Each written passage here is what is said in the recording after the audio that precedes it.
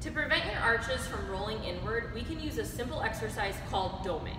It's really important that we learn to keep those arches well supported because they create a stable and solid foundation for the rest of our body throughout exercise from the ground up.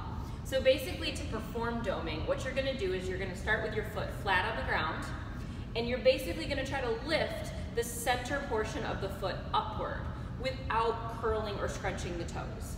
So I'm gonna basically take my first knuckle and the heel, and I'm gonna try to cinch them up closer together to create a nice arch in my foot.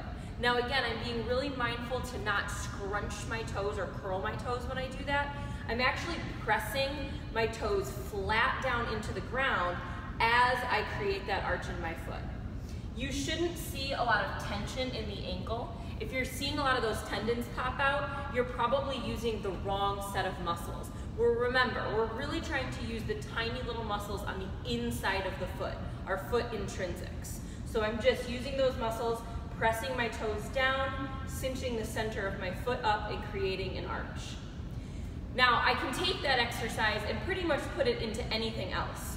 So it's great to practice balancing. So if I perform that doming exercise and then try to stand on one foot without letting my arch collapse, if I bend my knee, it's gonna make it even more challenging.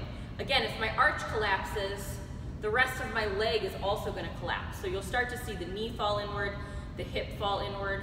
So really learning to get a stable foundation from the doming and from the base is gonna create an effect all the way up the chain.